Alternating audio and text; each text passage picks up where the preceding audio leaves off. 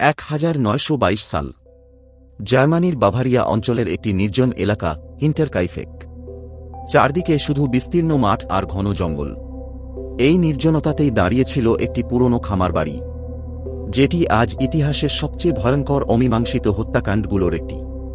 এই খামার বাড়িতেই বসবাস করত গ্রুবার পরিবার।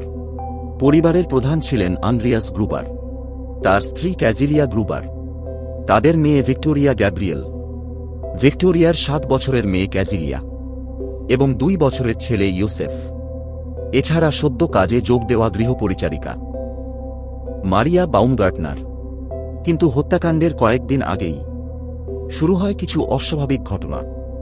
আন্দ্রিয়াস গ্রুবার প্রতিবেশীদের জানিয়েছিলেন তিনি বরফের ওপর মানুষের পায়ের ছাপ দেখেছেন, যা জঙ্গল থেকে সরাসরি খামারের দিকে এসেছে। কিন্তু ভয়ঙ্কর বিষয় হল, ফিরে যাওয়ার কোনো পায়ের ছাপ ছিল না। এরপর হঠাৎ করেই বাড়ির চাবি নিখোঁজ হয়ে যায়। রাতের বেলায় শোনা যেত ছাদের ওপর অদ্ভুত পায়ের আওয়াজ। তবুও কেউ বিষয়টিকে গুরুত্ব দেয়নি।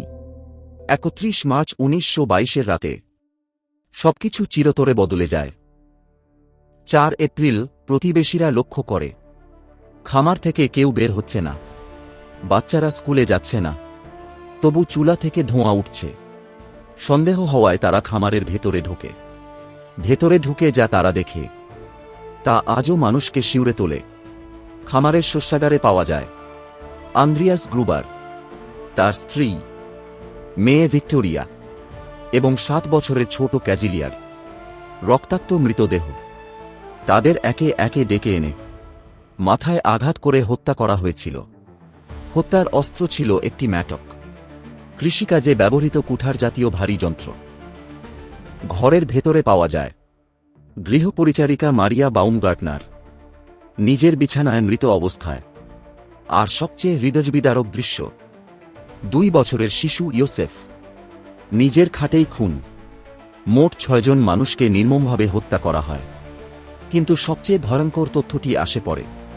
তদন্তে জানা যায় হত্যাকাণ্ডের পর কয়েকদিন ধরে কেউ সেই খামারে ছিল। গরুগুলোকে খাবার দেওয়া হয়েছিল, চুলা জ্বালানো হয়েছিল, রুটি বানানো হয়েছিল। এর মানে একটাই, খুনি শুধু হত্যা করেনি, সে সেই বাড়িতেই থেকেছে। পুলিশ 1000-এরও বেশি মানুষকে জিজ্ঞাসাবাদ করে। প্রধান সন্দেহভাজন ছিলেন এক প্রতিবেশী, লরেন্স লিটেনবাউয়ার। কিন্তু পর্যাপ্ত প্রমাণের অভাবে কাউকেই গ্রেপ্তার করা যায়নি। আজও প্রশ্নগুলো রয়ে গেছে। খুনি কে ছিল? কেন পুরো পরিবারটিকে হত্যা করা হলো?